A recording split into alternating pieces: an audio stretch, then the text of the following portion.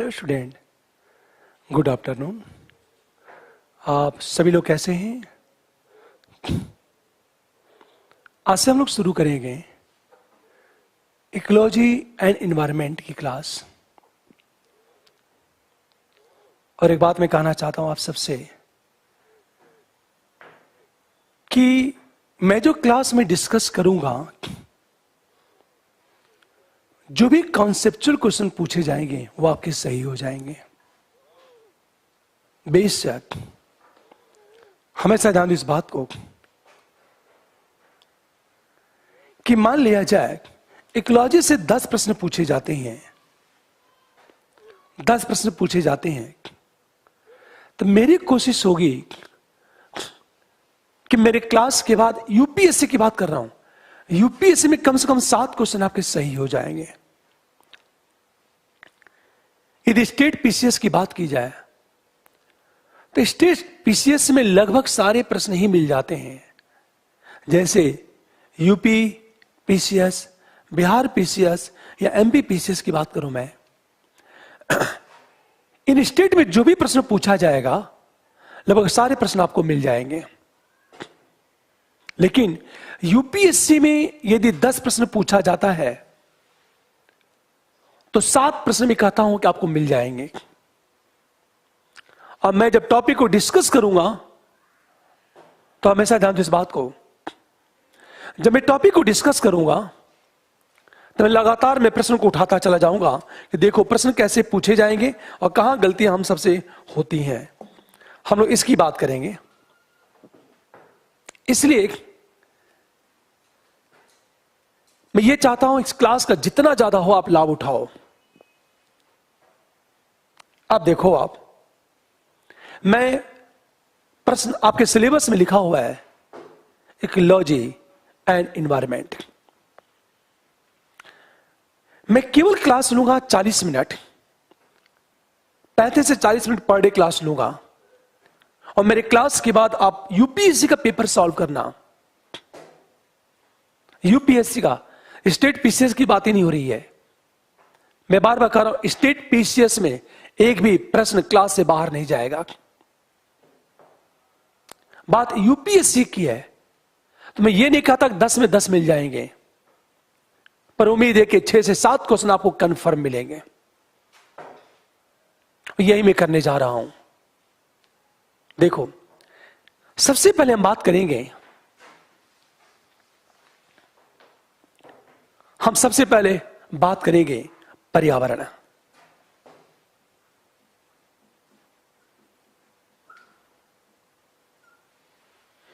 UPSC में जब भी प्रश्न पूछे जाते हैं तो कुछ क्वेश्चन करंट बेसिस होता है, कुछ प्रश्न ऐसे होते हैं जो कॉन्सेप्चुअल होते हैं। जहां जहां से करंट के प्रश्न बन सकते हैं उन सारा मैं डिस्कस करूंगा। मेरा जो भी सोर्स होगा उसमें भारत 2021 भी एक सोर्स होगा। गवर्नमेंट की जितनी भी पॉलिसी है, जो साइट है इकोलॉजी का, वहां से बहुत सारे मैटर में उठाऊंगा और क्लास में डिस्कस करूंगा ताकि ज्यादा से ज्यादा आपको लाभ मिले। हम सबसे पहले बात करते हैं पर्यावरण, एनवायरनमेंट कहा जाता है इसे।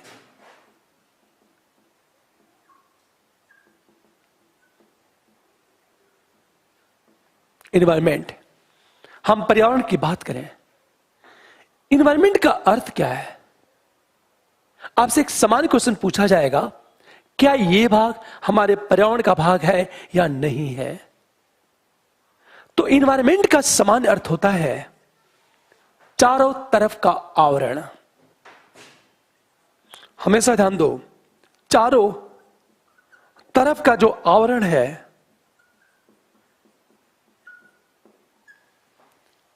हम उसे कहते हैं पर्यावरण। एक समान अर्थ यही है कि चारों तरफ का जो आवरण है उसे कहा जाता है पर्यावरण। फॉर एग्जाम्पल, यह हमारी पृथ्वी है। ध्यान दो, इस पृथ्वी के चारों तरफ जो हमारा आवरण है, यह जो आवरण है पृथ्वी के चारों तरफ, इसे कहा जाता है पर्यावरण। अब प्रश्न ये उठा, इसका अर्थ ये है कि जब हम पर्यावरण की बात करेंगे तो ध्यान देना, ये जो वायुमंडल है वो हमारे पर्यावरण का भाग है। तो प्रश्न ये उठा कि इस पर्यावरण के वायुमंडल के ऊपर जो अंतरिक्ष है वो हमारे पर्यावरण का भाग है या नहीं है। तो कहा जाता है अंतरिक्ष हमारे पर्यावरण का भाग नहीं है। हमेशा ध्यान दो, यह हमारी पृथ्वी है।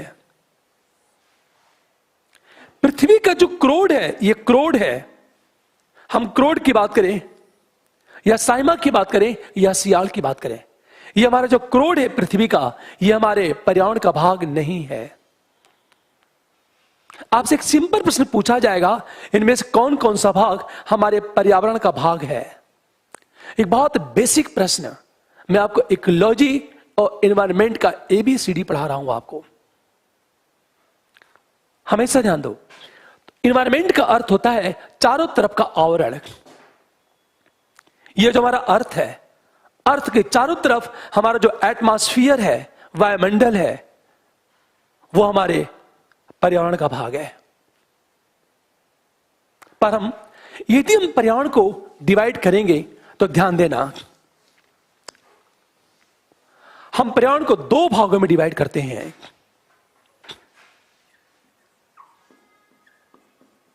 भौतिक या अजैविक पर्यावरण।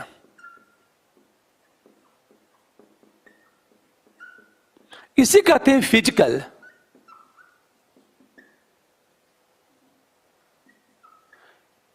यार एबायोटिक एनवायरनमेंट की बात करते हैं इसे।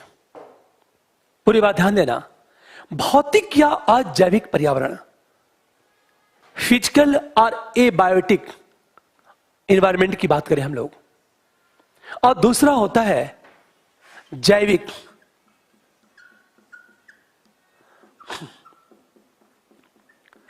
पर्यावरण बायोटिक कहते हैं इसे, एनवायरनमेंट कहा जाता है।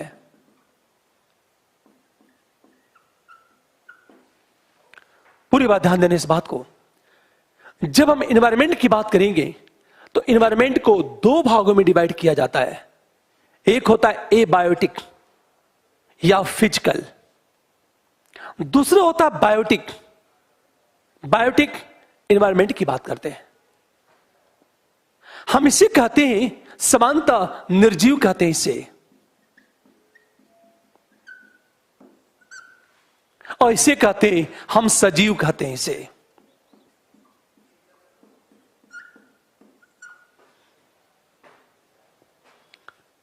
अब एक चीज सोचो, इसका मतलब यह है कि जब हम पर्यावरण की बात करेंगे तो पर्यावरण क्या है, अजैविक और जैविक पर्यावरण का भाग है ये। मतलब अजैविक, एबायोटिक और बायोटिक मिल करके एनवायरनमेंट का निर्माण करते हैं। सिंपल चीज है, लेकिन क्या यह परिभाषा उचित है? बिल्कुल नहीं। हम जब पर्यावरण की बात करते हैं तो पर्यावरण में भौतिक पर्यावरण या अजैविक पर्यावरण के साथ हम जैविक पर्यावरण की बात भी करते हैं, बायोटिक एनवायरनमेंट की बात भी करते हैं हम लोग। और इन दोनों के बीच इंटरेक्शन होना चाहिए, इंटरेक्शन होना चाहिए। इसका मतलब यही है कि जब भी हम पर्यावरण की बात करेंगे तो पर्यावरण का समान अर्थ होता है चारों तरफ का आवरण। हम इसको दो भागों में डिवाइड करते हैं, एक फिजिकल या एबायोटिक एनवायरनमेंट और दूसरा होता है बायोटिक एनवायरनमेंट। ध्यान से सुनो इस बात को, एबायोटिक निर्जीव, बायोटिक जैविक या सजीव। इसका अर्थ यह है कि जो एनवायरनमेंट है इसके दो कंपोनेंट हैं। ये कंपोनेंट है घटक, एबायोटिक कंपोनेंट और बायोटिक कंपोनेंट। जैविक घटक और अजैविक घटक, दो चीज होता है। लेकिन अभी भी पर्यावरण की एग्जैक्ट परिभाषा ये नहीं है।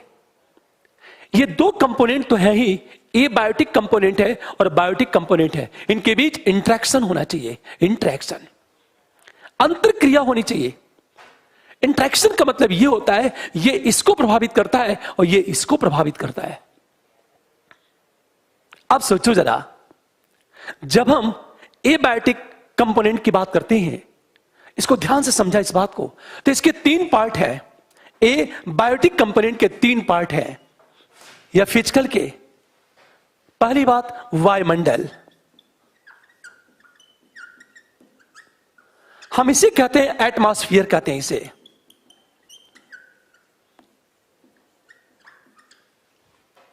दूसरा है जलमंडल,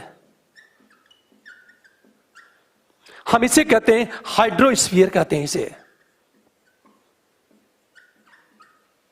और तीसरा है स्थल मंडल, हम इसे कहते हैं लिथोस्फीयर कहते हैं इसे।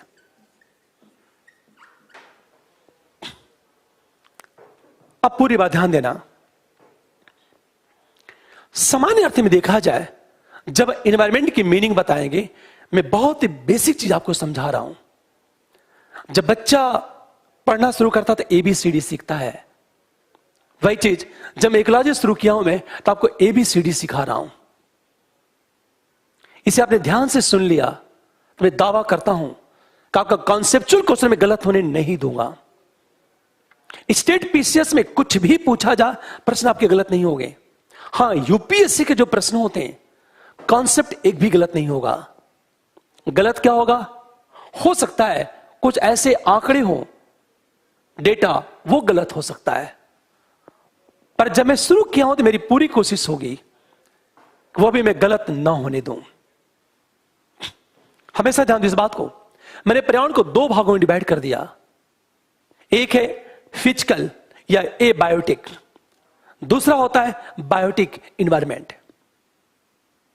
फिर मैंने कहा ये 2 तो हैं, पर इनके बीच इंटरेक्शन होता है। मतलब एबायोटिक इसे प्रभावित करता है और ये इसे प्रभावित करता है। जैविक पर्यावरण भौतिक पर्यावरण को प्रभावित करता है और भौतिक पर्यावरण जैविक पर्यावरण को प्रभावित करता है। अब सोचो जरा, इस एबायोटिक की हम बात करें, इसके 3 पार्ट होते हैं। एक होता है एटमॉस्फेयर, हमारा वायुमंडल। दूसरा होता है हाइड्रोस्फीयर, हमारा जलमंडल। तीसरा होता है लिथोस्फीयर, हमारा स्थल मंडल। अब एक प्रश्न उठा, पूरी बात ध्यान देने इस बात को। हम एटमॉस्फेयर की बात करते हैं, हाइड्रोस्फीयर की बात करते हैं और लिथोस्फीयर की बात करते हैं हम लोग। अब ध्यान सुना, इस वायुमंडल में हम वायु की परत की बात करते हैं, वायु। हम जलवाष्प की बात करते हैं, हम तापमान की बात करते हैं, हम टेम्परेचर की बात करते हैं। हमारा जो टेम्परेचर है, हमारा वाटर वेपर है, हमारा जो एयर है, एयर वो हमारे वायुमंडल का पार्ट है, एटमॉस्फेयर का पार्ट है हमारे ये। पर एक चीज ध्यान देना, अंतरिक्ष हमारे एनवायरमेंट का पार्ट नहीं है। हम जब वायुमंडल की बात करते हैं तो वायुमंडल में हमारा वायु, हमारा जो वाटर वेपर है, हमारे वायुमंडल में जो वर्षा होती है, रेनफॉल, स्नोफॉल, हेलफॉल, मतलब जो हिमपात होता है, स्नोफॉल, रेनफॉल, जलवृष्टि, हेलफॉल, ओलावृष्टि, ये सब के सब हमारे एटमॉस्फेयर के पार्ट है। ये जो टेम्परेचर है, ये हमारे एटमॉस्फेयर का पार्ट है। ये हमारे वायुमंडल का पार्ट है। ये तापमान, इसका मतलब ये है कि टेम्परेचर, जलवाष्प और एयर, ये तीनों के तीनों हमारे एनवायरमेंट के पार्ट हैं। हमारे वायुमंडल के ये तीनों के तीनों भाग हैं। अब सोचो, हम जलमंडल की बात करें, हाइड्रोस्फीयर की बात करें हम लोग, हमारा जो हाइड्रोस्फीयर है ये हमारे वायुमंडल का पार्ट है। लेकिन इसमें क्या होगा? समुद्र, नदियां, तालाब, झील, हम सी की बात करें, रिवर, पॉन्ड और लेक की बात करते हैं, ये सब के सब हमारे हाइड्रोस्फीयर के भाग हैं। इसका मतलब यह है कि संपूर्ण जो समुद्र है वो हमारे जलमंडल का पार्ट है। जितनी भी नदियां हैं, जितनी भी झील हैं, या जितने भी तालाब है पूरी दुनिया में, चाहे हिमालय की चोटी पर स्थित कोई लेक हो, वो भी हमारे पर्यावरण का पार्ट है ये, हमेशा। इसका मतलब क्या चीज है? जल के जितने भी स्रोत हैं, जो ग्लेशियर है, ग्लेशियर ये हमारे हाइड्रोस्फीयर का पार्ट है। ग्लेशियर की हम बात करें,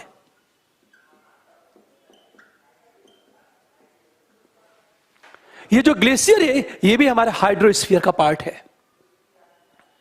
बस ये ध्यान दो कि कौन सा भाग हमारे वायुमंडल का भाग है, या हाइड्रोस्फीयर का भाग है, या पर्यावरण का भाग है। आपसे सिंपल क्वेश्चन पूछेगा वो कि क्या ग्लेशियर हमारे वायुमंडल का भाग है या नहीं है, पर्यावरण का भाग है या नहीं है। पर एक चीज ध्यान देना, ये जो ग्लेशियर है ये हमारा हाइड्रोस्फीयर का पार्ट है, और ये तीनों के तीनों एबायोटिक कंपोनेंट के पार्ट है ये। अब हम बात करें स्थल मंडल, हम लिथोस्फीयर की बात करते हैं। लिथोस्फीयर में हम ये कहें मैदान, पहाड़, हम पठार की बात करें, मैदान प्लेन, पहाड़ माउंटेन, या फिर पठार हम प्लेटियस की बात करते हैं।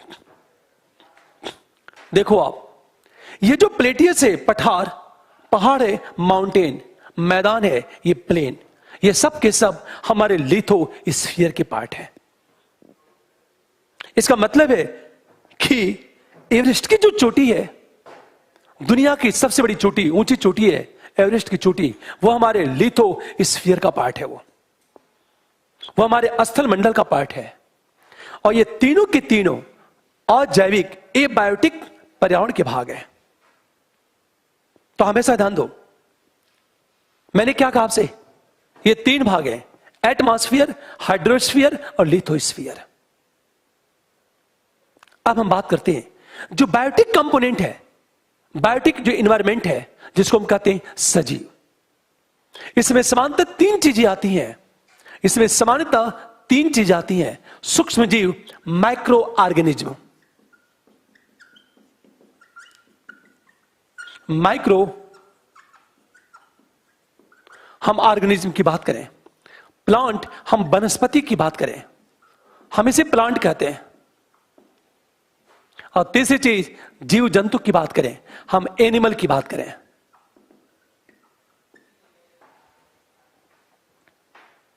ये सब के सब हमारे बायोटिक एनवायरनमेंट के पार्ट है। हमेशा ध्यान दो इस बात को, पूरी बात ध्यान देने इस बात को, एनवायरनमेंट को दो भागों में डिवाइड किया जाता है, एबायोटिक या फिजिकल, और दूसरा होता है बायोटिक एनवायरनमेंट। हमेशा ध्यान दो इस बात को, ये जो अजैविक पर्यावरण है इसको तीन भागों में डिवाइड किया जाता है, एक एटमॉस्फेयर, दूसरा होता है हाइड्रोस्फीयर, और तीसरा होता है लिथोस्फीयर। और ये तीनों के तीनों हमारे पर्यावरण के भाग हैं, क्योंकि ये तीनों किसके पार्ट हैं? ए बायोटिक कंपोनेंट के पार्ट है। आप ध्यान देना इस बात को, ये जो बायोटिक एनवायरनमेंट है, इसमें सजीव, विशेषकर सूक्ष्म जीव, माइक्रो ऑर्गेनिज्म में बैक्टीरिया, वायरस, ये सब के सब हमारे जैविक पर्यावरण के भाग हैं।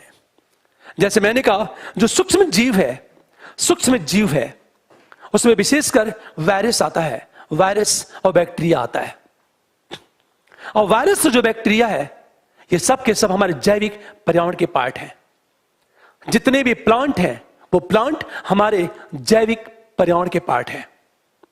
जितने भी एनिमल हैं, जीव जंतु हैं, ये सब के सब हमारे बायोटिक एनवायरनमेंट के पार्ट हैं ये। अब सोचो जरा, यदि हम बात करें, थोड़ा सा ध्यान देने इस बात को, मान लिया जाए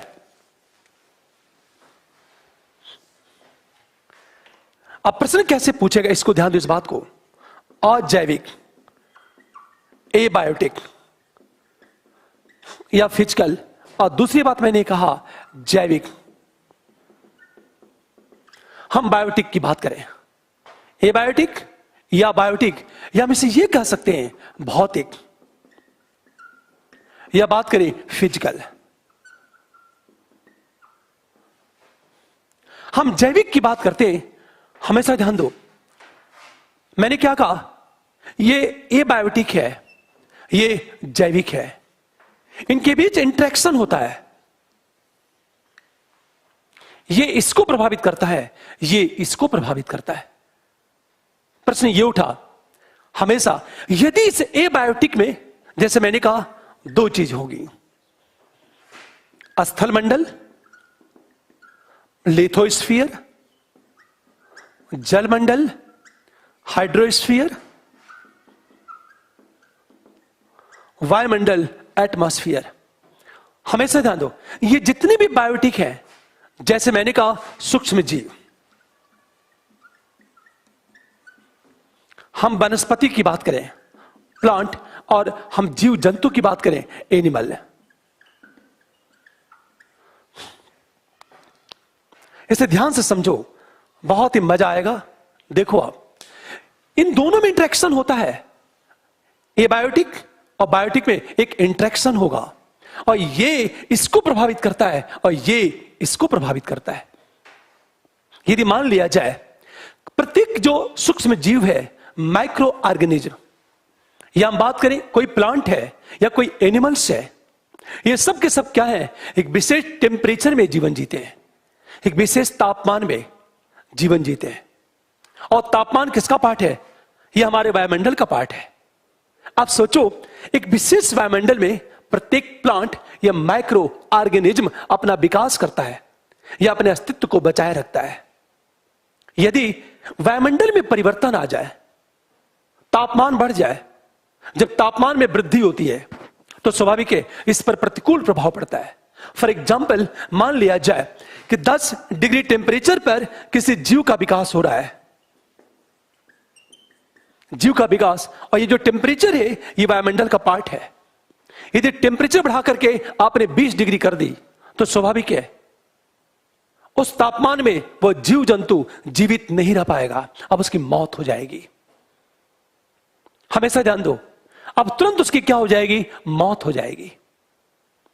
अब ध्यान से सुनने इस बात को, मान लिया जाए 10 डिग्री टेम्परेचर है, आपने 0 डिग्री टेम्परेचर कर दिया, और एक विशेष प्लांट ऐसा है या कोई ऐसा माइक्रो ऑर्गेनिज्म है जो एक विशेष टेम्परेचर में जीवन जी रहा है, और टेम्परेचर किसका पार्ट है, हमारे वायुमंडल का पार्ट है। यदि टेम्परेचर में परिवर्तन हुआ तो जीव जंतु या प्लांट पर प्रभाव अवश्य पड़ेगा। इसका मतलब क्या है, यदि आपने, जैसे मैंने कहा, वायुमंडल में वायु, तापमान और हमने जलवाष्प की बात की, अब सोचो जरा, यदि अपने तापमान में परिवर्तन किया तो बायोटिक जो पर्यावरण है उस पर प्रतिकूल प्रभाव पड़ेगा। इसका अर्थ ये कि इन दोनों में इंटरेक्शन हो रहा है, यदि इस पर कोई प्रभाव पड़ा तो ये प्रभावित हो जाएगा। तो ये क्या करता है, इस पर यदि नकारात्मक प्रभाव पड़ा तो इस पर नकारात्मक प्रभाव पड़ेगा। पूरी बात ध्यान दे इस बात को। आप सिंपल चीज है, यदि मान लिया जाए एक विशेष टेम्परेचर में 10 डिग्री तापमान पर एक प्लांट या सूक्ष्म जीव और कोई जीव जंतु जीवित है, आपने इसमें परिवर्तन कर दिया। जब परिवर्तन करोगे, परिवर्तन या तो 0 हो गया या तो 20 डिग्री हो गया, तो स्वाभाविक है वह सूक्ष्म जीव या प्लांट या जीव जंतु जीवित नहीं रह पाएगा, या तो मर जाएगा। इसका मतलब यह है कि यदि आपने वायुमंडल पर प्रभाव डाला तो बायोटिक जो कंपोनेंट है, जो जैविक घटक है, इस पर प्रतिकूल प्रभाव पड़ेगा। इसका मतलब यह कि जो अजैविक या भौतिक जो पर्यावरण है, यह जैविक पर्यावरण को प्रभावित करता है। सिंपल चीज है। मान लिया, छोटा सा एग्जांपल लेता हूं मैं, सिक्किम का एग्जांपल लेता हूं। सिक्किम, मान लिया जाए ग्लोबल वार्मिंग बढ़ रही है। जब ग्लोबल वार्मिंग बढ़ती है, वैश्विक तापमान में जब वृद्धि होती है तो टेम्परेचर बढ़ जाता है।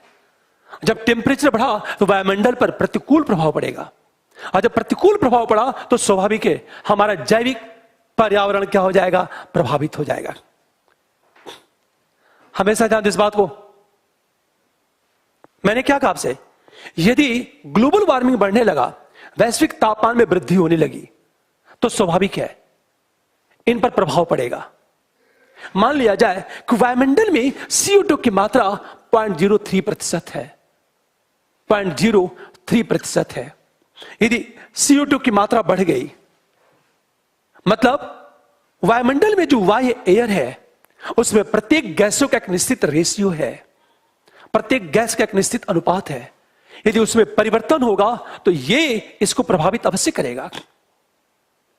जैसे मैंने क्या कहा, मान लिया जाए कि विशेष प्रकार की मिट्टी में, विशेष प्रकार के पहाड़ पर, विशेष प्रकार के पठार पर, पर्वत पर जीव जंतु निवास करते हैं।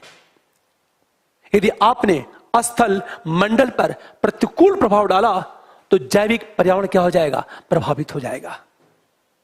इसका मतलब यह है कि यदि इसमें परिवर्तन होता है तो यह प्रभावित होता है, और यह क्या करता है, इसको प्रभावित करता है। पूरी बात ध्यान दो, यदि इसमें किसी तरह का परिवर्तन हुआ तो यह अवश्य प्रभावित होगा, और यह क्या करता है, इसको प्रभावित करता है। इसका मतलब यह कि अजैविक, एबायोटिक और बायोटिक में निरंतर क्या होता है, परिवर्तन होता रहता है, परिवर्तन होता रहता है। फॉर एग्जाम्पल, कुछ स्पेसीज नष्ट होती हैं और कुछ स्पेसीज जन्म लेती हैं। कोई नई प्रजाति क्या होगी, जन्म लेगी, और कुछ प्रजातियां क्या होगी, नष्ट हो जाएंगी। फॉर एग्जाम्पल, डायनासोर क्या हो गए, नष्ट हो गए। हमेशा ध्यान दो इस बात को, पहली बात ध्यान दो इस बात को। तो मैंने क्या कहा आपसे कि कैसे, क्योंकि जब इसमें परिवर्तन होता है तो इसमें परिवर्तन होगा, और जब इसमें परिवर्तन होगा तो किसी न किसी रूप में इसमें भी परिवर्तन होगा। इसका मतलब है कि दोनों एक दूसरे को प्रभावित करते हैं। क्योंकि दोनों एक दूसरे को प्रभावित करते हैं, इसे यह कहा जाता है कि पर्यावरण एक डायनेमिक कॉन्सेप्ट है। अब सोचो, यह कहा जाता है कि जो पर्यावरण है, पर्यावरण गतिशील अवधारणा है। हमेशा ध्यान दो इस बात को। यह जो है, पूरी बात ध्यान दो। तो पहला प्रश्न है कि पर्यावरण एक स्टैटिक कॉन्सेप्ट है या डायनेमिक कॉन्सेप्ट है। तो एक चीज ध्यान देना, यह जो इन्वायरमेंट है यह एक डायनेमिक कॉन्सेप्ट है। अब एक चीज ध्यान दे इस बात को, जब हम जैविक को दो भागों में डिवाइड करते हैं, एक वानस्पतिक पर्यावरण और दूसरा होता है जंतु पर्यावरण। अब एक चीज ध्यान दो, इन दोनों में भी इंटरेक्शन होगा, अंतरक्रिया इन दोनों में होती है। क्यों? क्योंकि जंतुओं की आवश्यकता प्लांट से पूरी होती है। अब एक प्रश्न उठा कि मिट्टी का जो न्यूट्रिशन है, जितने भी जीव जंतु हैं, छोटे छोटे मिट्टियों में सूक्ष्म जीव पाए जाते हैं, वो सब के सब हमारे पर्यावरण के पार्ट हैं। पूरा जो मिट्टी है, सॉइल है, वो हमारे पर्यावरण का क्या है, पार्ट है। हमेशा ध्यान दो, आगे हम लोग डिस्कस करेंगे एक एक चीज। अभी मैं केवल आपको मीनिंग बता रहा हूं इन्वायरमेंट का। अब यहां से दो प्रश्न उठा, दो तीन से महत्वपूर्ण बिंदु। पहली चीज कि पर्यावरण एक जैविक पूरी बात केवल जैविक संकल्पना नहीं है, और ना तो केवल अजैविक संकल्पना है, केवल बायोटिक कॉन्सेप्ट नहीं है, और ना तो केवल ए बायोटिक कॉन्सेप्ट है, बल्कि हमारा जो इन्वायरमेंट है बायोटिक और ए बायोटिक, जैविक और अजैविक, सजीव और निर्जीव का सम्मिलित रूप है। पूरी बात ध्यान दो, पर्यावरण केवल जैविक संकल्पना नहीं है और ना तो केवल भौतिक संकल्पना है, बल्कि पर्यावरण में जैविक और अजैविक, भौतिक और जैविक दोनों मिश्रित हैं, दोनों मिले हुए हैं। दोनों को पहाड़ देखो आप, फिर देखो वस्तुतः पर्यावरण में क्या होता है, ये दोनों ही नहीं होना चाहिए, ये दोनों तो है ही, पर दोनों में इंटरेक्शन होता है। अर्थात पर्यावरण सजीव और निर्जीव घटकों का समूह है जिसमें इंटरेक्शन होता है, अर्थात जैविक और अजैविक घटक हैं जिनमें इंटरेक्शन, अंतरक्रिया होती है। ये इसको प्रभावित करता है और ये इसको प्रभावित करता है। परिणामतः पर्यावरण में निरंतर परिवर्तन होता रहता है। और जब पर्यावरण में परिवर्तन होगा तो कहा जाता है एनवायरमेंट एक डायनेमिक कॉन्सेप्ट है, एक गतिशील अवधारणा है। हमेशा ध्यान दें इस बात को। दूसरी चीज देखो आप, जब इसमें कोई परिवर्तन होता है, मैंने कहा वायुमंडल, जलमंडल और स्थलमंडल, जब इसमें परिवर्तन होता है तो इसमें भी परिवर्तन होगा। लेकिन एक सीमा तक क्या होगा, ये अपने आप को एडजस्ट करते हैं। फॉर एग्जाम्पल, गर्मी में तापमान बढ़ने लगा तो आप क्या करोगे, उस तापमान के अनुसार अपने आप को एडजस्ट करते हो। पर एक सीमा के बाद तापमान बढ़ गया तो आप एडजस्ट नहीं कर पाओगे। उसी तरह जब इन तीनों में परिवर्तन होता है तो जितने भी बायोटिक कंपोनेंट्स हैं, जैविक घटक हैं, ये सब के सब अपने आप को इसके साथ एडजस्ट करते हैं, समायोजित करते हैं। पर एक सीमा तक, जिस सीमा तक ये अपने आप को समायोजित करते हैं, उस सीमा को कहा जाता है टॉलरेंस रेंज कहा जाता है। उसे कहते हैं टॉलरेंस रेंज कहा जाता है, उसे सहनशील सीमा कहा जाता है।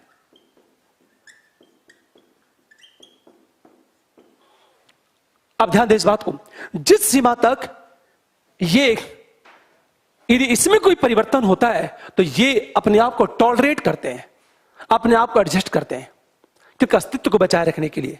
और जिस सीमा तक ये अपने आप को टॉलरेट करते हैं, उस सीमा को कहा जाता है टॉलरेंस रेंज कहा जाता है। उसे सहनशील परास कहते हैं रेंज को, उस सीमा तक। फॉर एग्जाम्पल, कि 0 से लेकर 1 तक या 2 तक या 3 तक टेम्परेचर बढ़ा तो ये अपने आप को एडजस्ट करेंगे, उसके बाद ये अपने आप को एडजस्ट नहीं कर पाएंगे। टॉलरेंस, इसका मतलब, अब एक चीज सोचो, जितनी भी स्पीशीज है, हर स्पीशीज की टॉलरेंस रेंज अलग अलग होती है। हर प्लांट, हर माइक्रो ऑर्गेनिज्म की बात करें कि जो सहनशील सीमा है वो अलग अलग होती है, सबकी एक समान नहीं होती। फिर देखो आप, ये जितने भी जैविक घटक हैं, इनकी सारी आवश्यकता इससे पूरी होती है। ये पूर्णतः इस पर निर्भर है। जैसे मैंने कहा, प्लांट को न्यूट्रिशन चाहिए, और न्यूट्रिशन कहां से मिलेगा, मिट्टी से मिलेगा। इससे ये प्लांट न्यूट्रिशन पर निर्भर है, और न्यूट्रिशन मिट्टी से मिलता है। इसे देखा होगा, यदि मिट्टी के नेचर में परिवर्तन हुआ तो यह प्रभावित अवश्य होगा, और यदि यह प्रभावित हुआ तो जंतु पर्यावरण अवश्य प्रभावित होगा। तो इन दोनों में भी क्या होता है, इंटरेक्शन होता है। इन दोनों में भी क्या होता है, इंटरेक्शन होता है। तो पहली चीज, इंटरेक्शन इन दोनों में भी होता है। पर ये जो जितने भी बायोटिक कंपोनेंट्स हैं, इनमें भी इंटरेक्शन होता है। हमेशा जंतु पर्यावरण और वनस्पति पर्यावरण, इनमें भी इंटरेक्शन होता है, इनमें भी अंतरक्रिया होती है।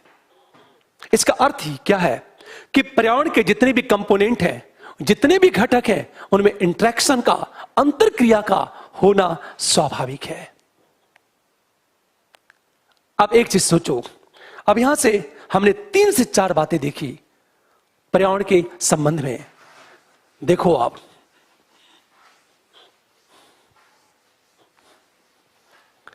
ये बहुत ही बेसिक चीज है, मैं आपको समझा रहा हूं, और 3 से 4 क्लास में आपको मैं बेसिक चीज समझाऊंगा। पहली चीज, पर्यावरण एक गतिशील संकल्पना है, मतलब एक डायनेमिक कॉन्सेप्ट है पर्यावरण। हम दूसरी चीज क्या करते हैं, पर्यावरण में जैविक एवं अजैविक दोनों घटक हैं, और दोनों में अंतर क्रिया होती है। हम तीसरी चीज बात करें, हमेशा अजैविक घटक में परिवर्तन होने से जैविक घटक में भी परिवर्तन होता है। मतलब एबायोटिक कंपोनेंट में परिवर्तन हुआ तो बायोटिक कंपोनेंट में भी क्या हो जाएगा? परिवर्तन हो जाएगा। हमेशा ध्यान दो, यह कहा जाए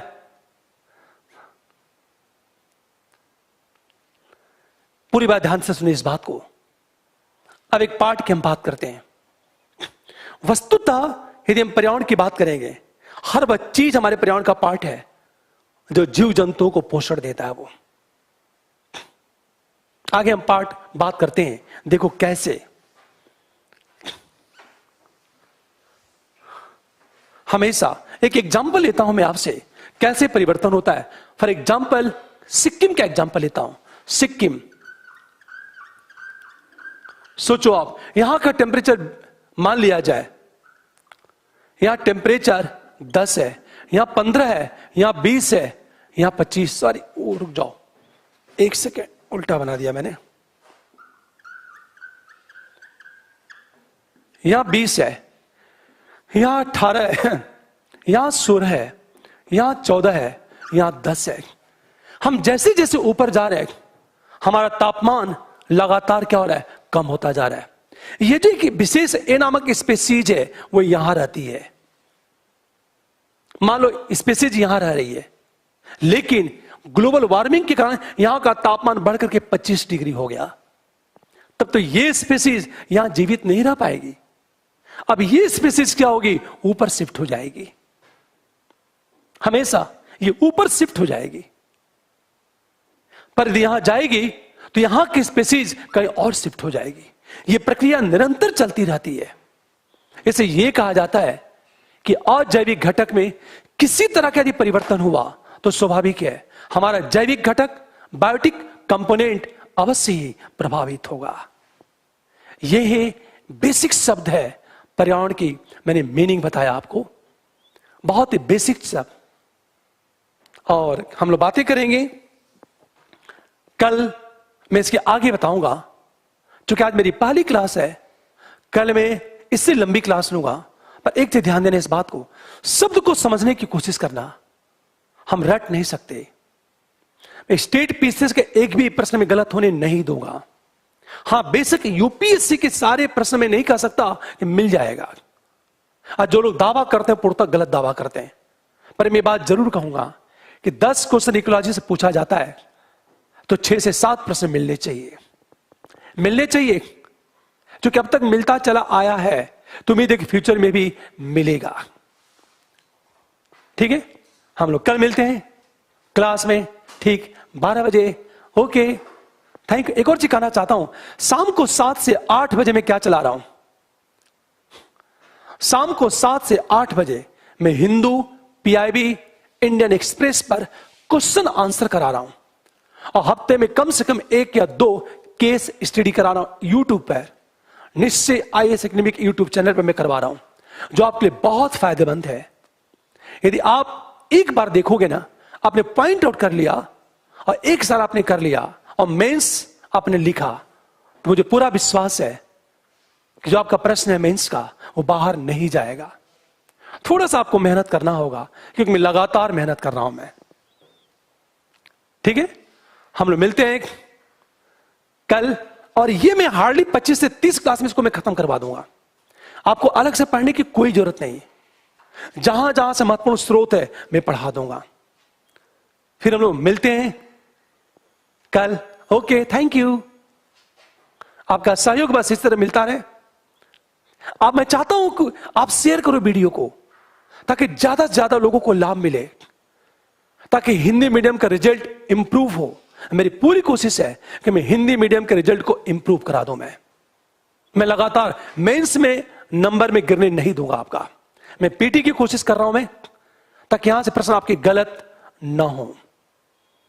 मिलते हैं हम लोग कल क्लास में। Thank you. ओके, आप शेयर करो, कमेंट करो, लाइक करो, ताकि अन्य बच्चों को भी ज्यादा से ज्यादा लाभ मिले। Thank you.